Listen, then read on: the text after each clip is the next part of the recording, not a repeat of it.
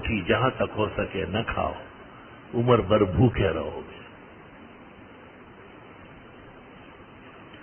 گھر نہ بدلنا، بے عزت ہو جاؤ گے۔ زیادہ سونا نہیں، قیامت کے دن خالی ہاتھ، ایسے ہاتھ مروڑتے ہوئے کھڑے ہوں گے، کچھ بھی نہیں۔ ذالک یوم التغابن، ذالک یوم التناد، صرف شور و واویلا اور مار پیٹ کا دن ہو جائے گا۔ اب ایمان سے کہو، اس کو بیوی فون کرتی ہے کہ کچھ پکانا نہیں ہے، آتے وقت ہوٹل پھیلانا، تو یہ کوتکو اس کو کہتا ہے ہاں بالکل کوئی بات نہیں ہے۔ اب تم نے یہاں سے تعلیم پائی ہے، تمہیں شرم کرنا چاہیے اس تعلیم۔ آپ اس کو کہیں صرف روٹی پکاؤ، آج ہم چٹنی کے ساتھ اور اچار کے ساتھ کھائیں گے، لیکن اپنے گھر کی روٹی لائیں گے۔ پتہ چلے گا کہ آپ پر احسن اور خطبات کے اثرات ہیں۔ اور یہ بیوی کو گاڑی میں بٹھا کے ہوٹلوں میں گھماتا ہے کہ خوارشہ نظر بندہ اور خزد پکٹ سے ملی ہو تو اور کا پلنگا۔ وہ ایک دیوانی تھی کہ ایک اور دیوان شاد ہو گیا۔ عورت کا گھر، عورت کا پردہ، عورت کا مقام یا گھر یا گھور، لوگ کچھ بھی کہے، اگر کہ بت ہے جماعت کے آستینوں میں، مجھے ہے حکم ازاں لا الہ الا اللہ۔ اپنے دین سے نہ ہٹو، اپنے دین پر قائم دائم رہو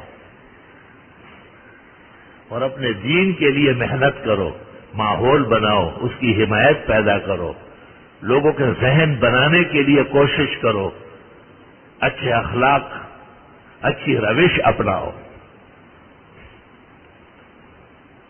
ہوٹل ان لوگوں کے لیے ہیں جن کے گھر بار نہیں ہے، باہر کے کھانے ان کے لیے ہیں جن کے پکانے والے نہیں ہیں۔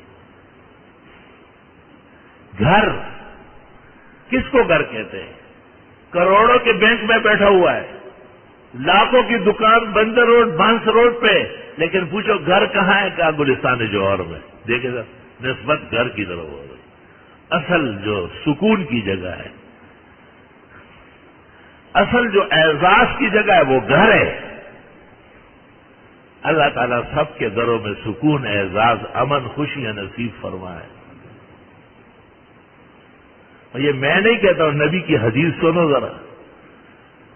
آپ فرماتے من اصبح معافیا فی جسدہ آمنا فی سربہ، جو صبح اٹھا صحت مند ہے، گھر میں بھی خیر خیریت ہے۔ ایک روایت میں ہے ضرورت کے لیے اللہ نے سواری بھی دی ہے، وہ بادشاہ ہے۔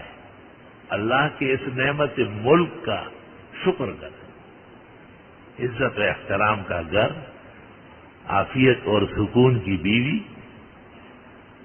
امن کا ماحول، بقدر ضرورت بقدر کفایت رزق اور اس کے ذرائع۔ اللہ تعالیٰ کا شکر کرو، اللہ نے آپ کو دنیا میں ایک چھوٹی سی سلطنت دی ہے۔ نہ فرعون بنو، نہ حامان بنو، نہ قارون بنو، نہ ابو جہل بنو۔ قارون ہلاک شد کہ چہل خانہ گنج داشت، نوشیروان نمرد کے نامے نکو گذاشت۔ قارون کے اتنے خزانے تھے قرآن میں کہ پوری جماعت اس کی خزانوں کی چابیاں نہیں اٹھا سکتی تھی۔ جب چابیاں اتنی ہیں تو خزانے کتنے ہوں گے؟ لیکن مال اور دولت اس کو بچا نہ سکی۔ موسیٰ علیہ السلام سے اختلافات شروع کر دیے، اور اللہ کا حکم جب آیا کہ اپنے مال میں سے زکوٰۃ دے دو، تو پہلے تو دینے لگا، لیکن جب زکوٰۃ اکٹھی کی تو بہت زیادہ بن گئی۔ کہتے یہ تو موسیٰ علیہ السلام نے میرے مال پر قبضہ کرنا چاہا۔ حق تعالیٰ نے موسیٰ علیہ السلام سے کہا کہ لینا نہیں۔ فخسف بھی، زمین پھٹ گئی۔ موسیٰ علیہ السلام نے حکم دیا کہ یہ اناج، یہ سونا، یہ چاندی، یہ یاقوت، یہ مرجان، یہ خزائن اوپر پھینکو، پھینکو اس کے پیچھے۔ وہ آگے اور پیچھے مال جا رہا، قیامت تک غرق ہوتا جا رہا۔ دولت نے کسی کو سکون نہیں دیا، شہرت نے بہت دیر تک آرام نہیں پہنچایا. بقدر کفایت رزق، حلال، سکون کا گھر، امن کا ماحول، اور اس کے لیے اللہ سے خصوصی دعا ہے. اللہ کی رحمتوں کو متوجہ کرنے کی کوشش ہے اور نیک اعمال کا ذخیرہ کرنا. وَإِذَا افْتَقَرْتَ إِلَى الذَّخَائِرِ لَمْ تَجِدْ، ایک شاعر عربی کا کہتا ہے جب آپ ذخیرہ کرنے لگے تو ایسا ذخیرہ کہیں نہیں ملے گا. ذخرًا یکون کصالح الاعمال، جیسے نیک اعمال کا ذخیرہ ہے. اللہ تعالیٰ توفیق دے تو کبھی حرمین شریف ناظری ہو جائے، وہاں نمازیں بھی قیمتی ہو جاتی ہے، 1 کا 1,00,000، 1 کا 50,000.